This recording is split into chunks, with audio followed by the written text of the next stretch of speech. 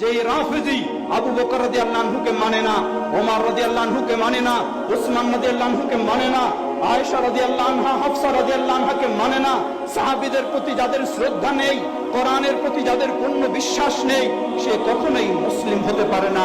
এটি একজন মুমিনের আকীদা থাকা উচিত। সম্মানিত সমবেত মুসলিমবৃন্দ, বিশেষ করে আরেকটি বিষয় স্মরণ করে দিতে চাই। গোটা বিশ্বে বর্তমান রাষ্ট্রীয়ভাবে যেই দেশটিতে এই ভ্রান্ত চরমপন্থী শিয়াদের উদ্ঘাটন করা হয় এবং শিয়াদের দমন করা, শিয়াদের প্রতিবাদের ব্যবস্থা নেওয়া হয়, সেটি একটি মাত্র দেশ, যা হলো আল মামলাকা আল আরাবিয়া সৌদিয়া, সৌদি আরব, যেটি হলো বালাদুল হারামাইন আশ শরীফাইন, মক্কা মদিনার দেশ। সেই দেশের প্রতি আজকে শিয়াদের সবচেয়ে বিদ্বেষ।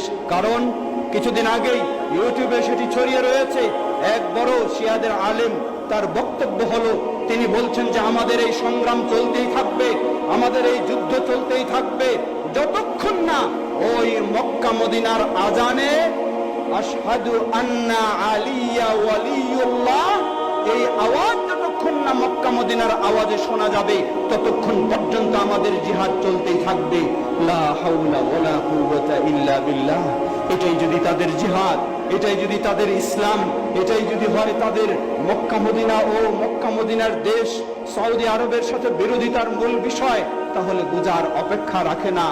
এজন্যই মনে রাখবেন, সেই শিয়া শুধু নয়, যারা শিয়াদের প্রভাবে প্রভাবিত, সেই কবর পূজারি বলুন আর সেই ইখওয়ানি বলুন, তারা সবাই আজকে সৌদি বিরোধী। সৌদির দোষ ত্রুটি থাকতে পারে, কিন্তু মনে রাখবেন সেটি হলো তাওহীদের দেশ, যেখানে তাওহীদের কথা বলা হয়, যেখানে সুন্নাহর কথা বলা হয়, যেখানে কিতাব ও সুন্নাহর প্রতি মুসলিম উম্মাহকে নির্দেশনা দেওয়া হয়। কিন্তু বড় একটি কারণ হলো তারা শিয়া বিরোধী, শিয়াদেরকে পছন্দ করেন না, প্রতিবাদ জানান। যার কারণেই হলো সেই শিয়াদের প্রভাবে অন্যান্যরাও আজকে সৌদির বিরোধিতা করার সুযোগ নেয়।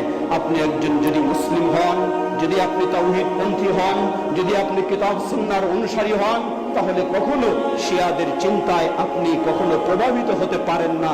আল্লাহ আমাদের সকলকে ইসলামের সঠিক অবস্থানে অবস্থান করার তৌফিক দান করুন।